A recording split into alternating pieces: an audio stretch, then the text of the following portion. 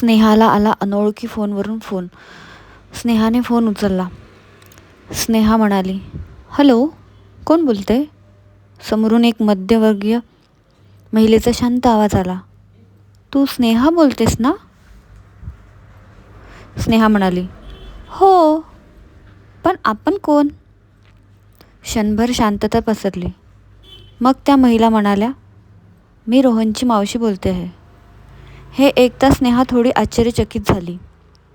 स्नेहा म्हणाली, मावशी, पण तुमचा नंबर माझ्याकडे नव्हता. मावशी म्हणाल्या, म्हणूनच दुसऱ्या नंबरवरून फोन केला.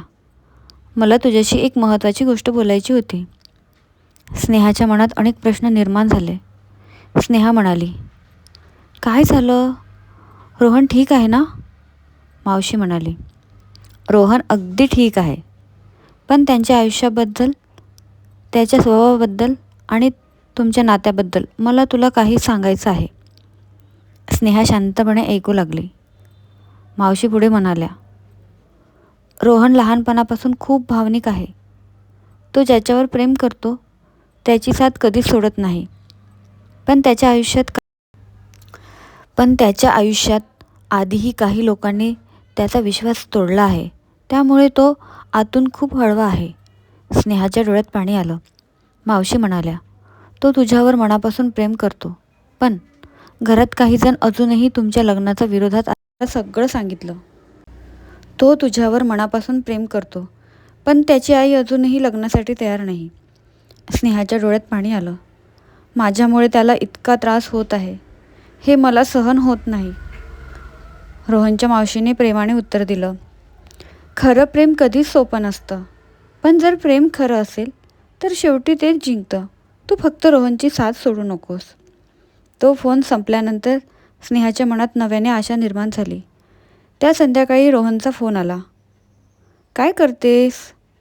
स्नेहा हसत म्हणाली, आज तुझ्या मावशीचा फोन आला होता. रोहन आश्चर्यचकित झाला. खरंच? त्यांनी काय सांगितलं? त्या म्हणाल्या की आपण दोघांनी हार मानायची नाही. रोहनच्या चेहऱ्यावर अनेक दिवसांनी समाधान दिसलं. पाहिलंस, आपल्या प्रेमावर विश्वास ठेवणारी माणसं अजून आहेत. काही दिवसांनी रोहनच्या मावशीने त्याच्या आईला भेटायचं ठरवलं. रोहनच्या घरी मावशी पोचली आणि म्हणाली, ताई, मुलाच्या आनंदाचाही विचार करा.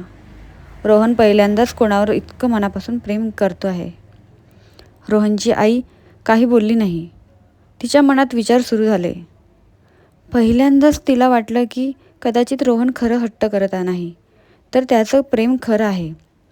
दुसरीकडे रोहन आणि स्नेहा रोजच्या प्रमाणे फोनवर बोलत होते.